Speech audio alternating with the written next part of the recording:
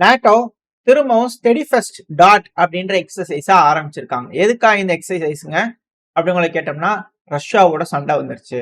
அப்ப நம்ம என்ன பண்ணலாம்?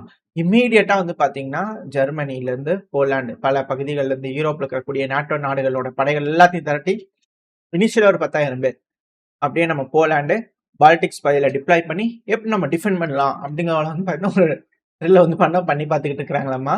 கான்ஃபிளிக்ட் வந்துருச்சு. எப்படி நம்ம ரெடி பண்ண போறோம்? பால்டிக்ஸ் அப்புறம் போலாந்து இந்த பகுதிகள் இருந்து ரஷ்யாவை நம்ம எப்படி எதிர்கொள்ள போறோம் பிராக்டிக்கல் அப்படிங்களும் செஞ்சு பார்த்துக்கிட்டு இருக்காங்க. 10,000 ராணுவ வீரர்கள், 11 நாடுகள், 17 படகுகள், ஏன்னா பால்டிக்ஸ் வந்துச்சுன்னா அந்த கடலோர பகுதிகள் இல்லையா? ஸோ 20 ஏர்கிராஃப்ட், 1500 எக்யூப்மெண்ட்ஸ் எல்லாமே இருக்கும். Tank, artillery, infantry, fighting vehicles, இது போல பல விஷயங்கள் எப்படி கொண்டு போய் சேஃப்டியா வச்சு அடிக்கலாம் அப்படிங்கிற செஞ்சு பார்த்துக்கிட்டு இருக்காங்களாமா. இது போல ஒரு ட்ரில் வந்து பாத்தீங்கன்னா மெயினா ஜெர்மனியை பேஸ் பண்ணி இருக்கு அப்படிங்களும் சொல்றாங்க. ஸோ ஜெர்மனி இந்த ஈவெண்ட் ஆஃப் எஸ்கலேஷன் அந்த பகுதிகளில் வந்து பண்ணா மற்ற நாடுகள் அண்டை கொடுத்து நிற்பாங்களா? ஸோ ஏதாவது ஜெர்மனி டாரஸ் மிசைல் கொடுத்து அதை எது எடுத்து ரஷ்யாக்குள்ள வீசிட்டாங்க அப்படின்னா, ரஷ்யா வந்து பாத்தீங்கன்னா ஜெர்மனி அட்டாக் பண்ணும்போது இது போல விஷயங்கள் செய்வாங்களா அப்படின்ற கேள்விகள்லாம் இருக்கு. பாப்பா என்ன பண்ண போறாங்கன்ட்டு. இது வந்து அப்படியே யூரோப்பியன் சைட்ல இருக்கக்கூடிய விஷயங்கள். அப்படியே நம்ம மிடில் ஈஸ்ட் சைட்ல வந்துட்டோம் அப்படின்னா, இந்த யூஎஸ், ஈரான், யூகே இவங்கெல்லாம் இருக்கிறாங்க இல்லையா? ஈரானுக்கு எகெயின்ஸ்டா யூகேவும் யூஎஸ் இணைஞ்சு ஒரு திட்டம் போட்டுக்கிறான். 4 டைப்பூன் ரக ஃபைட்டர் ஜெட்ஸ் வந்து பாத்தீங்கன்னா அல்-உதைத் ஏர்பேஸ்ல கத்தார்ல வந்து பண்ண டிப்ளாய் பண்ணலாம் அப்படிங்கிறது போல. அதாவது ட்ரம்ப் அவர்கள் வந்து பாத்தீங்கன்னா ஒரு விஷயம் சொன்னாரு. யூகே வந்து பாத்தீங்கன்னா இணைஞ்சு பின்னி பறிஞ்சிரும் யூகே அப்படிங்கிற சொல்றதுக்கான காரணம், யூகே இப்ப இந்த பிரச்சனையில இன்வால்வ் ஆக போறாங்க போல தெரியுது அமெரிக்காவோட இணைஞ்சு. இதே அமெரிக்காவுக்கு வந்து பாத்தீங்கன்னா நாட்டோட ஆர்டிகல் 5 ட்ரிகர் பண்ணி எல்லா நாடுகளும் ஒருங்கிணைஞ்சு வந்து ஈரான் அடிக்கணும் அப்படிங்கிறத கேட்கறாங்க போல தெரியுது அமெரிக்கா. பட் ஆனா அதுக்கு யூரோப்பியன் நாடுகள் ரெடியா இல்ல போல தெரியுது. ஸோ அதனாலதான் வந்து பாத்தீங்கன்னா யூகேக்கு மட்டும் லவ் யூ யூகே நீ நிறைய பண்ணிருக்க அப்படிங்கிறதோட சொல்றாரா ட்ரம்ப் அவர்கள் அப்படின்ற கேள்வி இருக்கு. ஸோ யூகே வந்து பாத்தீங்கன்னா இப்ப அவங்களோட ஃபைட்டர் ஜெட்ஸை தான் கொண்டு வந்து மிடில் ஈஸ்ட்ல டிப்ளாய் பண்ணி வச்சுக்கிறாங்க. ஸோ இந்த ஈவெண்ட் ஆஃப் எஸ்கலேஷன் அப்படிங்கன்னா இந்த ஆம்ராம் சொல்லுவாங்க இல்லையா? ஸோ அந்த மிசைல்லாம் வந்து பாத்தீங்கன்னா எல்லாமே ரெடி பண்ணி வச்சுக்கிறாங்களாமா. இந்த ஈவெண்ட் ஆஃப் அட்டாக் அப்படிங்கும்போது ஜோர்டன் அப்புறம் யுஏஇ அவங்க லாஜிஸ்டிக்கல் சப்போர்ட், இன்டெலிஜென்ஸ் சப்போர்ட் வந்து பாத்தீங்கன்னா மேற்கு நாடுகளுக்கு ஒரு இஸ்லாமிய நாடு, அந்த நாடு இஸ்லாமிய நாடு தான்.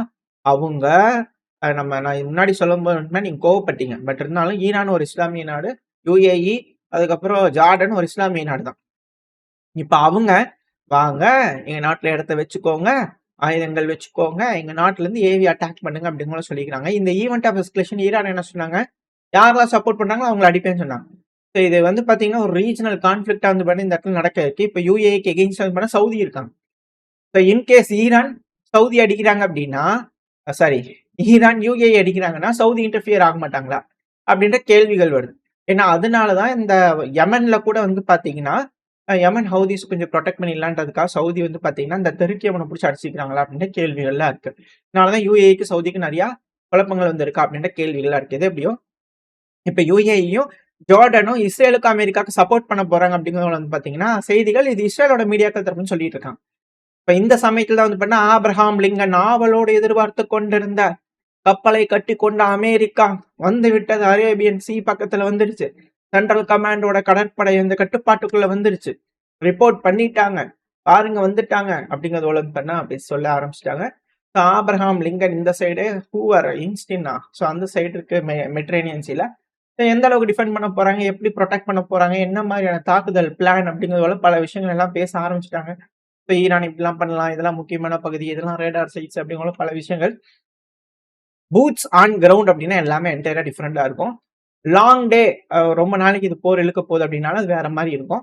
ஸோ பார்ப்போம் இது எப்படி ரிசல்ட் ஆக போகுது, என்ன மாதிரியான ரிசல்ட்ஸ் வரப்போகுது. ஸோ ஆப்ரஹாம் லிங்கன் ஆர்வமா எதிர்பார்க்கக்கூடிய வண்டி வந்துருச்சு.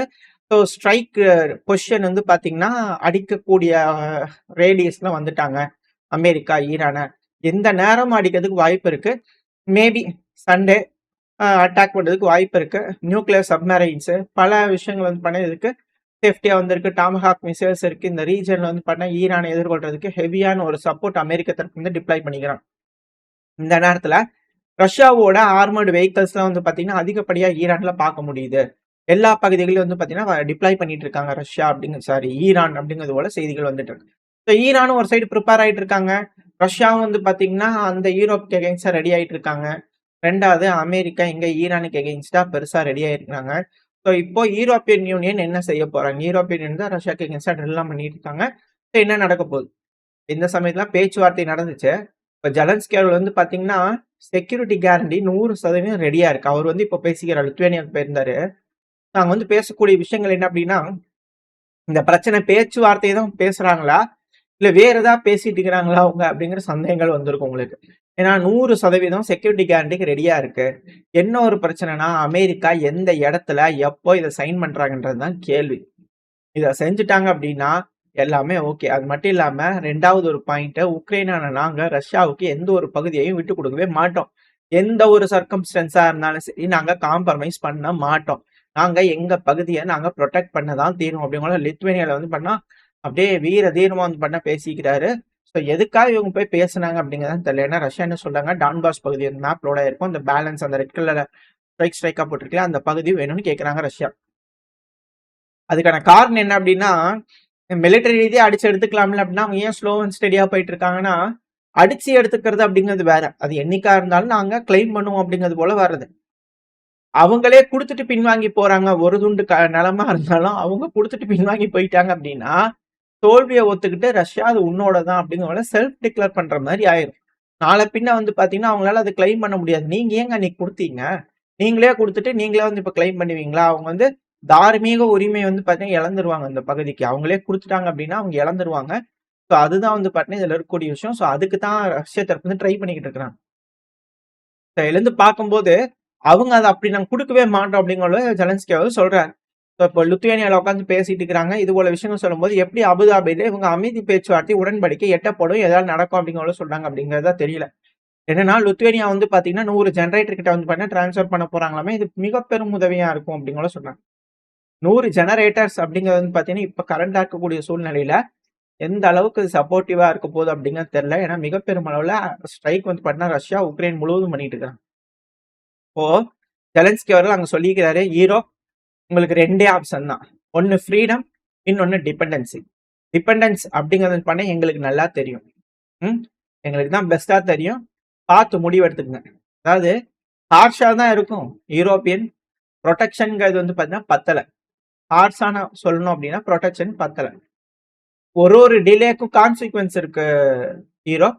பார்த்துக்குங்க அப்படிங்கிற கழுவி கழுவி ஊத்திட்டு இருக்கிற ஜெலன்ஸ்கி அவர் உக்ரைன் சாரி யூரோப்ப உக்ரைனுக்கு உதவல அப்படிங்கிறது போல. எனக்கு ரொம்ப கடுமா இருக்கு. உக்ரைன் வந்து பாத்தீங்கன்னா, அதுவும் ஜெலன்ஸ்கி அவர்கள் ஹெவியா வந்து பாத்தீங்கன்னா, யூரோப்பியன் யூனியன சாடிட்டு இருக்கிறாரு. இதுல இன்னொரு விஷயம் சொல்லியிருந்தாரு பெலருஸ் பத்தி. பல விஷயங்கள் பேசினாரு. இந்த பெலருஸ பத்தி சொல்லக்கூடிய ஒரு விஷயம் என்ன அப்படின்னா, பெலருஸ்ல லுக்கசங்கா அவர்கள் ஒரு நாய் வளர்த்துறாரு இல்லையா? அந்த நாய்க்கு கூட பவர் ஜாஸ்தியா இருக்குங்க பெலருஸ் மக்கள விட அப்படிங்கிற சொல்லிக்கிறாரு. பெலருஸ்லயும் மாற்றங்கள் வரணும். அது எப்ப வருதோ அப்ப எல்லாம் மாறும் அப்படிங்கிறது போல அங்கேயும் வந்து பாத்தீங்கன்னா, ஒரு பொறி பத்தி போட்டுருக்கிறாரு பெலருஸ்ங்க. இதுக்கு எப்படி லுக்கசங்கா அவர்கள் பதில் சொல்ல போறாரு அப்படிங்கிறது தெரியல. இப்ப போலாண்டோட அசிஸ்டன்ஸ் பிப்ரவரி 2024 வருஷத்துல இருந்து ரொம்ப ஹெல்ப்ஃபுல்லா இருந்தது. போன வருஷம் ரொம்ப சூப்பரா பண்ணியிருந்தாங்க. வரலாறுல வந்து பார்த்தா நாங்க மறக்கவே மாட்டோம். லித்துவேனியா எதிர்பார்க்காத அளவுக்கு சப்போர்ட் எல்லா பால்டிக்ஸும் எங்களோட இருக்காங்க. சப்போர்ட் நார்த் ஆஃப் யூரோப் எங்களோட இருக்கு. ஜெர்மனி எங்களோட இருக்கு. போலாந்து எங்களோட இருக்கு. பிரான்ஸ் எங்களோட இருக்கு. பிரிட்டன் எங்களோட இருக்கு. சென்ட்ரல் யூரோப் எங்களோட இருக்கு. South Europe, Italy, Spain, Portugal எங்களோட இருக்கு. அதாவது சதர்ன் யூரோப் இருக்கு. அது மட்டும் இல்லாம ரொமேனியா, மால்டோவா எங்களோட இருக்கு. எல்லா நாடுகளும் எங்களோட இருக்கீங்களே. யூரோப்பியன் யூனியன் க்ரோ பண்றோம். ஸ்ட்ராங்கா க்ரோ பண்றோம்.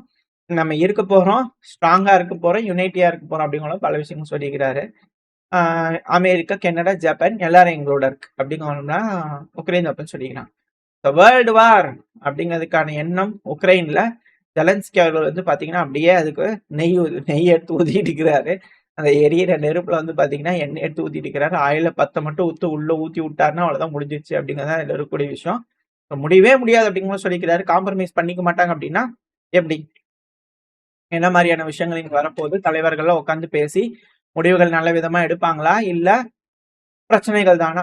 ஏதாவது பேசி தீர்த்து முடிவு பண்ணிக்குவாங்கன்ற நம்பிக்கையில பார்ப்போம். ஒன்ஸ் ஈரான்ல கை வச்சுட்டாங்க அப்படின்னா கண்டிப்பா இது எஸ்கலேட் ஆயிரும் அப்படிங்கிறது போல பல அனலிஸ்ட்களோட கருத்துக்கள். என்ன நடக்க போன்றதை வெயிட் பண்ணி பார்க்கலாம். ஓரளவுக்கான தகவல்கள் இந்த பையில பார்த்துருப்போம்னு நினைக்கிறேன். இதோட இந்த பையனா முடிச்சுக்கலாம். இந்த பதிவு எப்படின்னு உங்களுக்கு பிடிச்சிருக்கா?